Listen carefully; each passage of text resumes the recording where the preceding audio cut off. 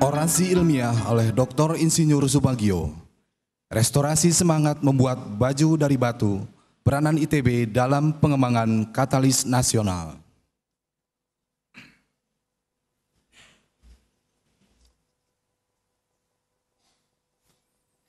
Yang terhormat Profesor Hermawan yang mewakili Menteri Riset, Teknologi, dan Pendidikan Tinggi Republik Indonesia. Yang terhormat para pimpinan daerah. Yang terhormat Rektor Institut Teknologi Bandung dan para wakil rektor. Yang terhormat pimpinan dan anggota Sekenat Akademik. Yang terhormat pimpinan dan anggota Majelis Wali Amanat. Yang terhormat pimpinan dan anggota Forum Guru Besar. Yang terhormat para sesepuh dan para tamu kehormatan. Yang terhormat Ibu Bapak hadirin semuanya. Assalamualaikum warahmatullahi wabarakatuh. Salam sejahtera bagi kita semua. Adalah sebuah kebahagiaan bagi saya bahwa pada Dies Natalis Institut Teknologi Bandung ke-56 ini saya diminta untuk menyampaikan orasi ilmiah di depan Ibu dan Bapak yang terhormat. Dalam orasi yang saya beri judul Restorasi Semangat Membuat Baju dari Batu, Peranan ITB dalam mengembangkan katalis nasional ini, saya bermaksud untuk berbagi dan menceritakan pengalaman kami di Laboratorium Teknik Reaksi Kimia dan Katalisis ITB dalam mengembangkan hasil penelitian kami di ranah aplikasi di berbagai industri di tanah air. Semoga bermanfaat. Restorasi Meiji telah berhasil mengubah bangsa Jepang dalam tempo 4 dekade. Demikian juga Korea Selatan dan kemudian disusul Cina membukukan kemajuan yang menakjubkan. Tidak bisa dipungkiri keberhasilan-keberhasilan tersebut ditopang oleh kemajuan ilmu pengetahuan dan teknologi yang berujung pada peningkatan kemampuan memproduksi. Mereka telah berkembang menjadi bangsa produsen handal, bukan bangsa konsumen. Pada 27 Maret 1965, Bung Karno yang dikenal sebagai negarawan besar yang sangat visioner di hadapan para veteran seluruh Indonesia di Istana Bogor pernah menggelorakan semangat membuat baju dari batu. Bung Karno kemudian menugaskan kepada ITB, bagian kimia teknik, untuk mewujudkan keinginannya itu. Mas Bowo, Insinyur Wibowo Suryo MCAE, sebagai salah satu anggota tim yang mendapat tugas dari Bung Karno itu, pernah menceritakan kepada saya betapa semua anggota tim sangat bersemangat dan mewujudkan keinginan Bung Karno. Dimulai dengan membuat kalsium karbida dari batu gamping, kemudian mereaksikan karbida dengan air untuk menghasilkan asetilena yang kemudian melalui beberapa proses dipolimerisasi dan dibentuk menjadi serat. Diceritakan oleh Mas Bowo bahwa bagian yang tersulit adalah membuat spinneret untuk menarik polimer menjadi serat. Meskipun demikian, Insinyur Yasip Hussein bersama Insinyur Wibowo Suryo dan anggota tim lainnya akhirnya berhasil juga membuat spinneret yang selanjutnya dapat digunakan untuk menghasilkan serat yang dapat ditenun menjadi kain. Sukses, Indonesia dapat membuat baju dari batu. Sayang, semangat heroik tersebut kemudian runtuh bersamaan dengan meluruhnya semangat bangsa untuk lebih mandiri. Sejarah kemudian mencatat kita kehilangan konsistensi. Semangat untuk mencipta itu hanyut oleh arus konsumerisasi. Kita semua kemudian tahu, 5 dekade setelah seruan Bung Karno tersebut, tahun 2015 ini, Indonesia tercatat menjadi pasar besar bagi produk negara lain. Yang lebih memilukan, Indonesia adalah pasar bagi pakaian bekas dari seluruh penjuru dunia.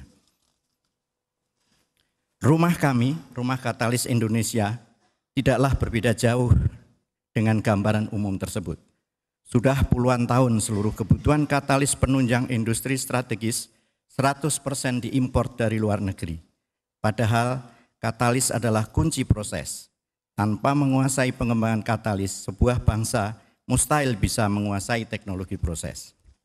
Ibu dan Bapak yang saya hormati, selanjutnya saya akan mengupas sedikit tentang katalis.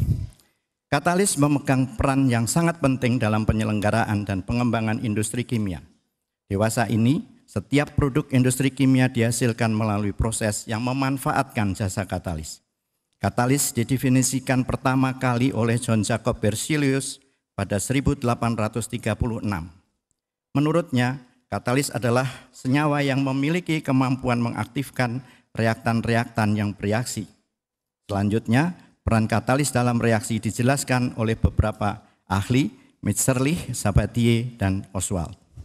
Menurut Mitscherlich pada 1842, dalam mempengaruhi reaksi, katalis tidak hanya harus hadir saja, tetapi lebih dari itu harus mengadakan kontak dengan reaktan-reaktan yang terlibat dalam reaksi.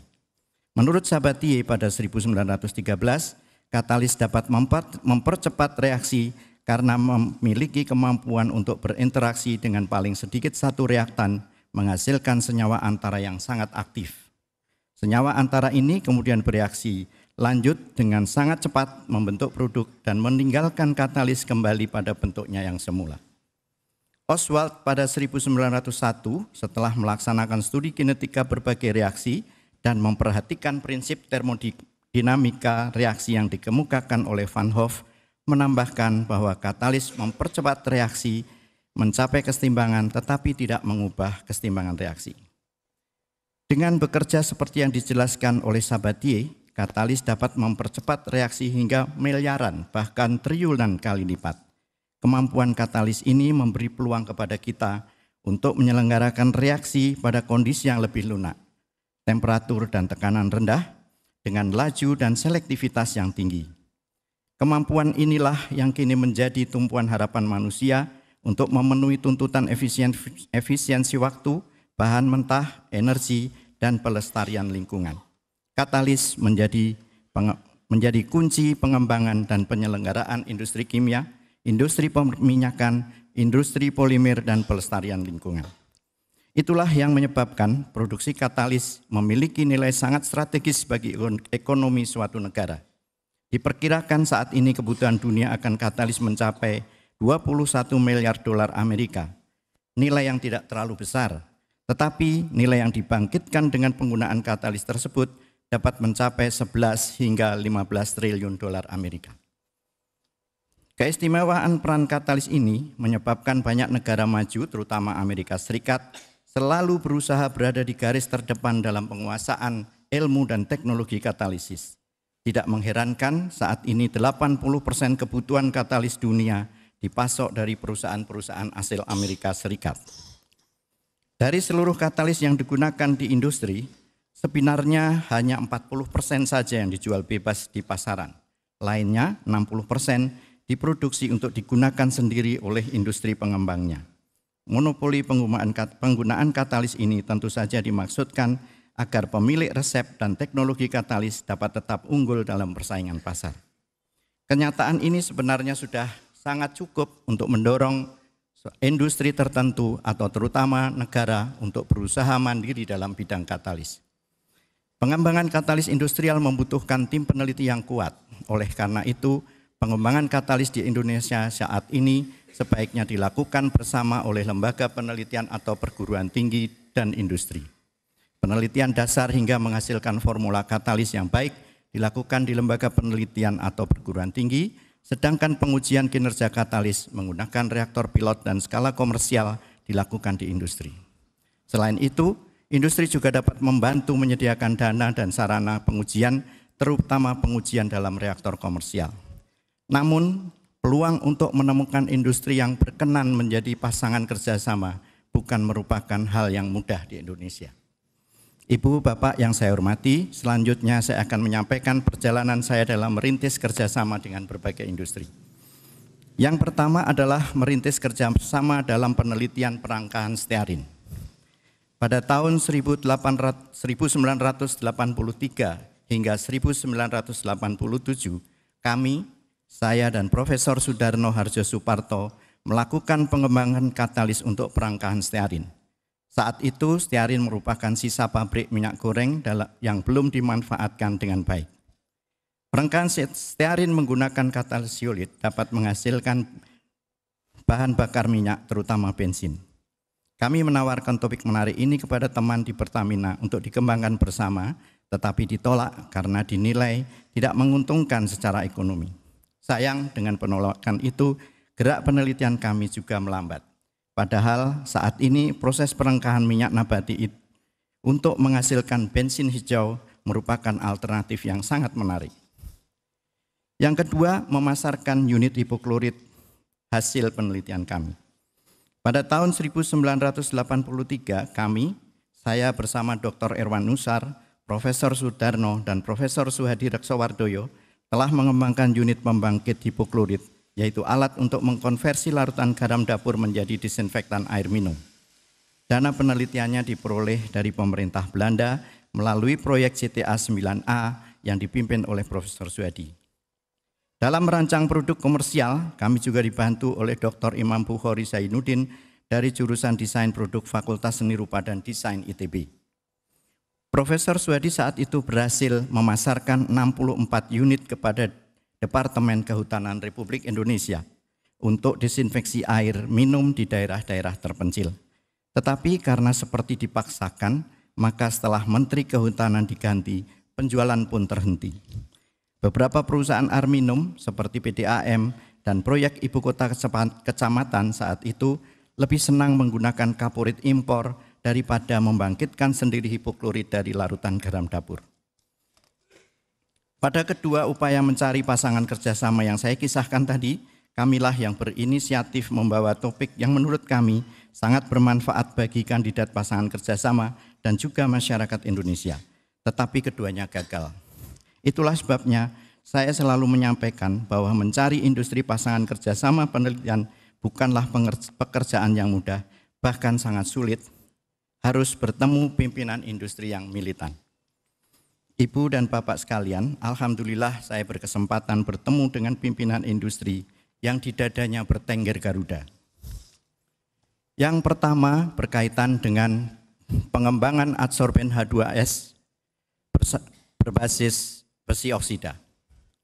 Pada 1994 saat memberi pelatihan di pabrik pupuk Iskandar Muda, PT PIM, kami, saya dan Dr. Tatang Hernas Surawijaya bertemu dengan Insinyur Kadar Suradimaja yang kala itu menjabat sebagai Direktur Litbang PT PIM. Beliau memberi tantangan kepada kami untuk mengembangkan adsorben H2S yang saat itu harus diimpor dari Amerika dalam jumlah yang besar. Harganya tidak terlalu mahal, tetapi ongkos angkutnya sangat mahal. Tantangan kami terima dan penelitian kami mulai pada 1995 digiatkan oleh mahasiswa S3 Insinyur Kamiso Purba MSc dan dibantu oleh mahasiswa S2 dan S1. Pada 1999 diperoleh formula adsorben yang dengan kinerja yang sangat baik, yang memiliki kapasitas 2 kali lipat kapasitas adsorben yang selama ini diimpor oleh PT PIM. Adsorben berbasis besi tersebut kami beri nama PIMIT B1. Meskipun demikian, hingga 2007 hasil penelitian ini hanya teronggok sebagai laporan, beberapa publikasi, dan sebuah dokumen paten yang masih dalam tahap verifikasi di Departemen Haki. Pada 2007, Insinyur Bambang Sedewo yang saat itu menjabat sebagai Direktur Produksi PT PIM, berkeinginan mewujudkan hasil penelitian ini menjadi pabrik menghasilkan adsorben. Dan alhamdulillah pada awal 2010 pabrik PIMIT B1 berhasil dibangun. Sayang, pada saat pabrik sudah bisa berproduksi, PT PIM mendapatkan gas yang bersih, hanya mengandung sedikit H2S, sehingga tidak membutuhkan PIMIT B1 lagi. Jadi, PIMIT B1 harus dipasarkan ke industri lain dan itu tentu tidak mudah. Kepercayaan pada produk dalam negeri sangat rendah. Secara cuma-cuma 5 ton PIMIT B1 pernah diberikan kepada anak perusahaan suatu BUMN untuk pengujian dalam reaktor skala komersial. Meskipun hasilnya sangat memuaskan, tetapi untuk penggunaan tahun berikutnya perusahaan tersebut tetap membeli produk impor yang biasa digunakan dan tidak berkenan membeli PIMIT B1. Jadi, untuk memasarkan pun kami harus bertemu dengan pimpinan industri yang militan, yang berdada merah putih. Pada 2013, PT Medco Energy akhirnya menjadi perusahaan pertama yang membeli dan menggunakan 15 ton PIMIT B1 untuk disulfurisasi gas di Lematang. Hasilnya memuaskan dan untuk selanjutnya Medco Energy tetap akan menggunakan PIMIT B1, bahkan akan membeli lebih banyak untuk digunakan di lapangan gas yang lain. Yang kedua berkaitan dengan pengembangan katalis hidrotreating nafta.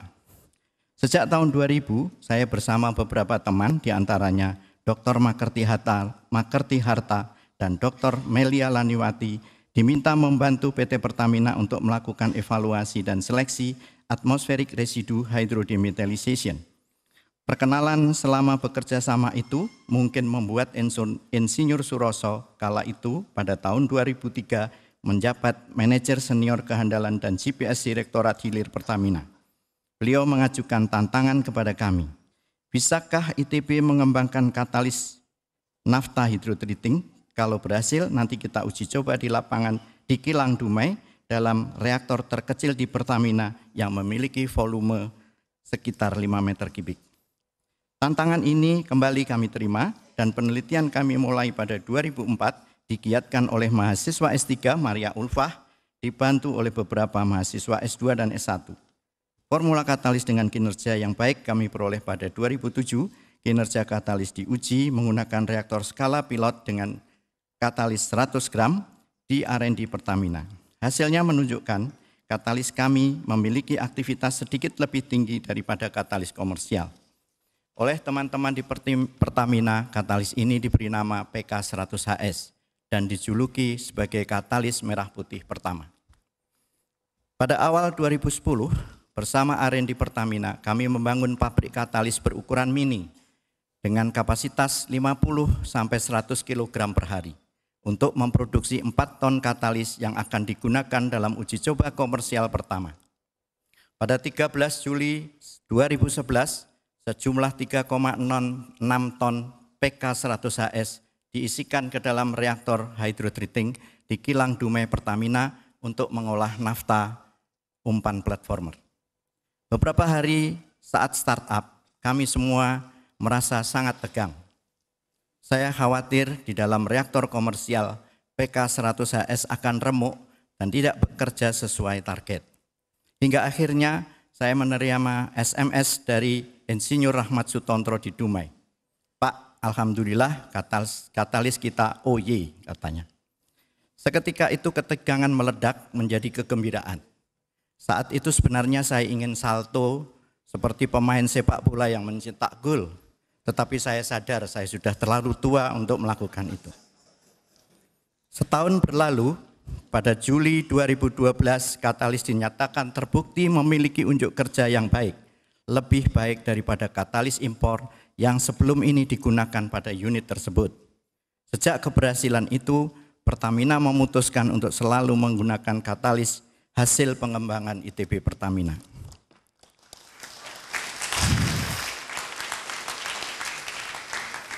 Pada proses hidrotreating, baik untuk nafta, kerosin, maupun bensin. Sebanyak 6,5 ton katalis PK100HS kemudian digunakan di Kilang Cilacap, November 2014, dan 30 ton di Kilang Balongan, Februari 2015, untuk penggunaan nafta umpan platformer. Sejauh ini PK100HS dinilai bekerja baik pada unit-unit tersebut oleh teman-teman Pertamina yang mengoperasikannya. Selain itu kami mengembangkan katalis hidrotreating untuk fraksi diesel. Molekul pengotor dalam fraksi diesel berukuran lebih besar dan kurang reaktif dibandingkan pengotor dalam nafta. Oleh karena itu kami mengembangkan katalis PTD 120 1,3T yang lebih aktif dan memiliki pori lebih besar dari PK100HS. Katalis tipe PTD 120 yang pertama digunakan di Kilang Dumai untuk mengolah bahan baku solar berupa campuran light cycle gas oil LCGO dan heavy gas oil HGO. Pada 29 November 2014, sejumlah 8 ton katalis diisikan ke dalam reaktor diesel hidrotreating Kilang Dumai. Dalam 10 hari pertama di awal-awal operasi, reaktor diesel hidrotreating ini dimanfaatkan juga untuk menguji coba kemampuan PTD dalam mengolah 7% minyak sawit dalam LCGO dan HGO. Minyak sawit jika dihidrogenasi menggunakan katalis sejenis PTD 120 akan dapat menghasilkan fraksi diesel dengan bilangan setana 80. Alhamdulillah sukses. Katalis PTD 120 bekerja baik untuk hydrotreating diesel, tetapi kami merasa perlu melakukan perbaikan dalam fungsinya untuk mengkonversi minyak sawit menjadi diesel hijau. Beberapa modifikasi kami lakukan, diantaranya dengan menambahkan bumbu-bumbu lain yang dalam bahasa ilmiah disebut promoter pada PTD 120. Hasilnya adalah katalis baru yang kami beri nama PDO 120 1,3T, yaitu katalis untuk proses deoksigenasi minyak nabati menghasilkan hidrokarbon parafinik. Jika sebagai minyak nabati umpan digunakan minyak sawit, maka produknya dikenal dengan diesel hijau dengan bilangan setana yang tinggi sekitar 80. Dan jika digunakan minyak inti sawit dan minyak kelapa sebagai umpan, maka produknya adalah kerosin parafinik yang merupakan bahan baku bioaftur. Dengan keberhasilan ini, Pertamina kemudian menawarkan kerjasama untuk mengembangkan katalis untuk proses perengkahan katalitik. Pada saat ini, kebutuhan Pertamina akan katalis perengkahan mencapai 20 ton per hari dan akan meningkat menjadi 30 ton per hari pada tahun 2016 saat unit katalitik cracking di Kilang Cilacap mulai beroperasi. Pengembangan katalis tersebut saat ini sedang berjalan di laboratorium kami dan di R&D Pertamina. Ibu dan Bapak yang saya hormati, secara keseluruhan jumlah katalis yang diproduksi pada tahun 2014 adalah 52 ton. Jumlah sebanyak itu tentu tidak dapat diproduksi di pabrik mini yang kami bangun bersama R&D Pertamina. Oleh karena itu, kami dan R&D Pertamina menjalin kerjasama dengan pabrik katalis yang ada di Cikampek, yaitu PT Clariant Kujang Katalis. Alhamdulillah, kerjasama ini kemudian beranak. PT Clariant Kujang Katalis menawarkan untuk memasarkan PK100HS dan PTD 120 keluar Indonesia. Tawaran ini sedang kami bahas bersama Pertamina. Selain itu, PT Clariant Kujang Katalis juga menawarkan kerjasama untuk mengembangkan beberapa jenis katalis. Sayang kami belum dapat melayani karena keterbatasan tenaga, peralatan, dan ruang laboratorium. Yang ketiga, berkaitan dengan pengembangan katalis hidrogenasi ester lemak menjadi alkohol lemak. Pada reuni alumni Teknik Kimia Angkatan 81 pada tahun 2010, peserta berbincang-bincang ingin berbuat sesuatu untuk Teknik Kimia ITB alma maternya. Ide yang muncul kemudian adalah ingin membantu mantan wali akademiknya, yaitu saya, untuk mengembangkan katalis. Yang menindaklanjuti ide tersebut adalah Dr. Erwin Sutanto, yang kala itu menjabat Direktur PT Ecogreen Oleochemicals. Pada akhir 2011, kerjasama mulai dijalin untuk tujuan utama mengembangkan katalis hidrogenasi ester lemak menjadi alkohol lemak. Kami sudah berhasil mengembangkan beberapa katalis untuk PT Ecogreen dengan kinerja yang baik dan karenanya sangat berpotensi untuk dikembangkan lebih lanjut ke skala komersial. Katalis tersebut juga diminati oleh PT Clariant Kujang Katalis untuk dipasarkan di luar negeri dan saat ini sedang diuji di perusahaan di Jepang. Yang keempat, berkaitan dengan pengembangan proses dan katalis Fischer-Tropsch. Pada 2006 kami juga mengembangkan katalis untuk proses Fischer-Tropsch, yaitu proses yang mengkonversi gas sintesis, campuran CO dan hidrogen menjadi bahan bakar minyak. Saya menaksir proses ini sangat penting untuk segera dikembangkan karena Indonesia masih cukup kaya dengan gas bumi, batu bara, dan terlebih-lebih biomasa yang dapat dikonversi menjadi gas sintesis. Namun kemajuan penelitian kami di sini terasa sangat lambat karena reaksi ini harus dilaksanakan pada tekanan tinggi sekitar 20 atmosfer. Diperlukan biaya yang besar untuk membangun atau membeli unit reaktor bertekanan tinggi.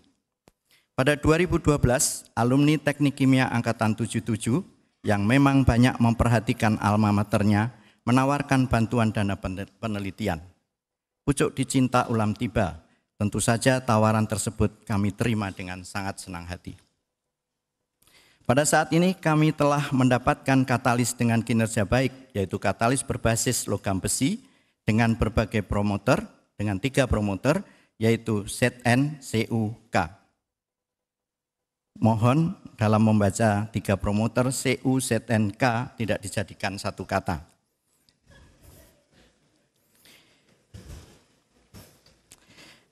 Masih banyak pekerjaan yang harus kami selesaikan pada pengembangan proses dan katalis Fischer-Tropsch ini. Karena selain mengembangkan katalis, kami juga harus mengembangkan sistem pemrosesnya. Selain pengembangan katalis yang saya sampaikan tadi, saat ini kami juga sedang mengembangkan berbagai katalis, yaitu katalis untuk isomerisasi normal parafin menjadi isoparafin, katalis untuk hidrogenasi heksanal menjadi heksanol, katalis reformasi kukus metanol menghasilkan hidrogen, katalis untuk reformasi kukus gliserol untuk menghasilkan hidrogen juga. Ibu dan Bapak sekalian yang saya hormati, saya ingin menggarisbawahi beberapa hasil kerjasama kami dengan industri. Hasil utama tentu katalis yang berkinerja baik sehingga dapat digunakan di industri.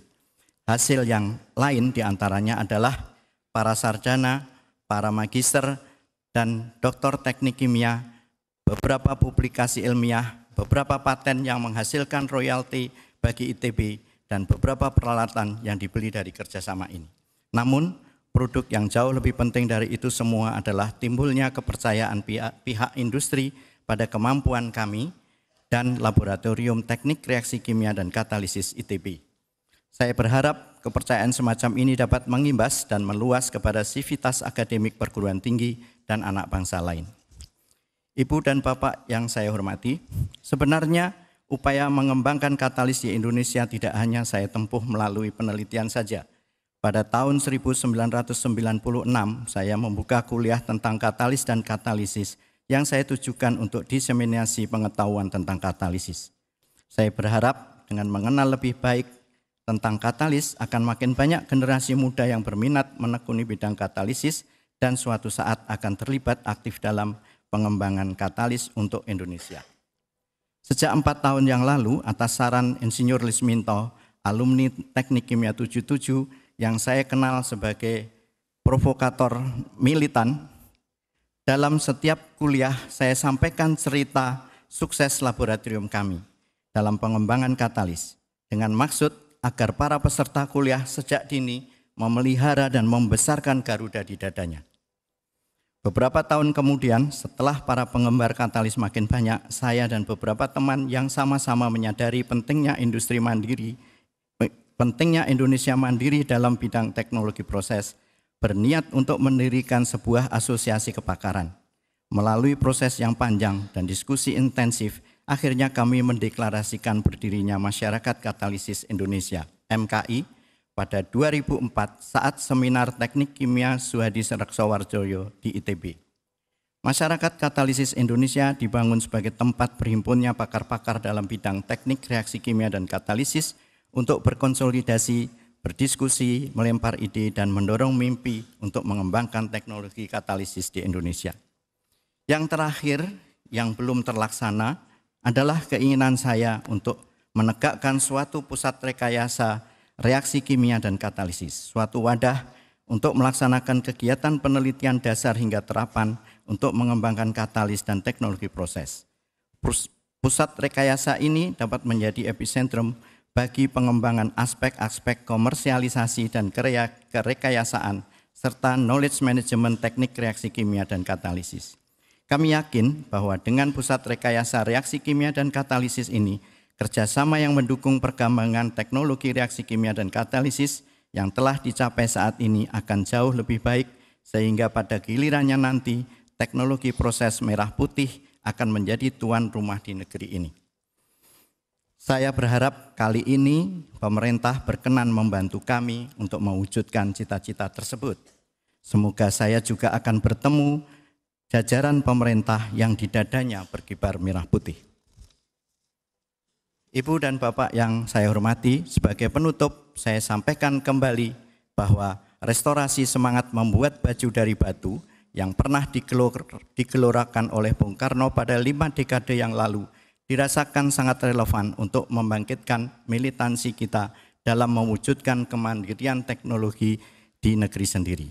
Laboratorium Teknik Reaksi Kimia dan Katalisis telah memulai usaha itu dalam penguasaan teknologi proses dengan mengembangkan dan mensejajarkan diri dengan para raksasa teknologi katalisis dunia. Hasil tersebut sebenarnya merupakan buah kerja panjang yang didukung oleh militansi pihak-pihak terkait. Wacana kerjasama ABG yang telah lama didengungkan menjadi kenyataan, meski unsur G belum sepenuhnya hadir. Kami sangat gembira bahwa dalam kasus pengembangan katalis ini, kami dapat membawa ITB kembali mengambil perannya sebagai pandu. Suara ITB kembali didengar dan kini komunitas luas menuntut ITB untuk berperan besar memandu perjalanan industri katalis nasional menuju kemandirian.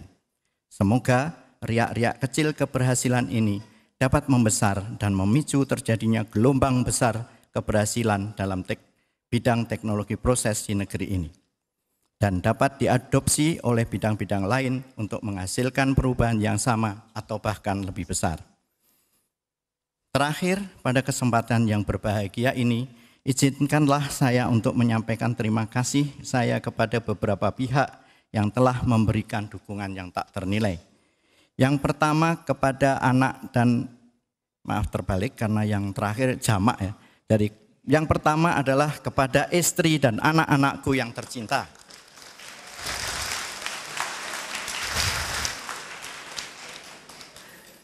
Yang kedua, Insinyur Kadar Suradimaja dari PT Pupuk Iskandar Muda yang telah memberikan inspirasi dan meletakkan tonggak utama bagi pengembangan teknologi katalis nasional. Pak Kadar saya kira hadir di sini.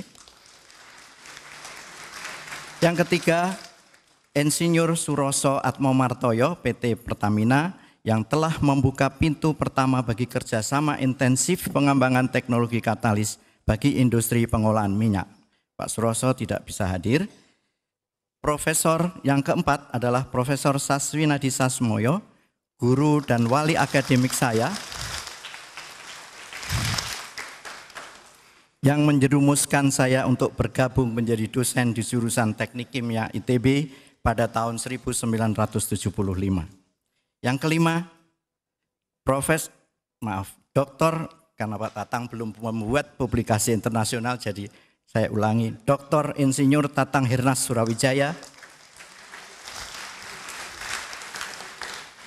rekan yang selama ini memberikan sumbangan pemikiran hebat dan luar biasa bagi pengembangan teknologi katalis nasional. Yang keenam, Profesor Suhadi Reksowardoyo almarhum, Profesor Sudarno Harjo Suparto almarhum, Dr. Insinyur Supardi Ghazali almarhum, Insinyur Kamiso Purba MSc almarhum, guru dan rekan yang telah bekerja keras dan meletakkan dasar-dasar pengembangan teknologi katalis di Laboratorium Teknik Reaksi Kimia dan Katalisis hingga akhir hayatnya. Yang ketujuh, Dr. Melia Laniwati Gunawan dan Dr. Makerti Harta, dua rekan lab Teknik Reaksi Kimia dan Katalisis yang saat ini bersama-sama membangun dan mengembangkan teknologi katalis nasional. Yang kedelapan, rekan-rekan di program studi Teknik Reaksi Kimia, program studi Teknik Kimia ITB yang telah bersama-sama mendorong pengembangan teknologi proses di tanah air. Yang kesembilan, rekan-rekan dari PT Pupuk Iskandar Muda, dari R&D PT Pertamina, saya kira banyak hadir di sini, PT Eco Green Oleochemical, PT Clarian Kujang Katalis yang selama ini bahu-membahu dalam mengaplikasikan hasil penelitian di industri. Yang ke-10, Insinyur Lisminto, provokator, Insinyur Bambang Sedewo, Insinyur Triharyo Susilo, Insinyur Elvianto Rendra, Dr. Erwin Sutanto yang telah mengawal dan mendukung secara militan segala usaha kami. Yang ke-11, teknisi, mahasiswa, dan alumni Laboratorium Teknik Reaksi Kimia dan Katalisis yang saya cintai.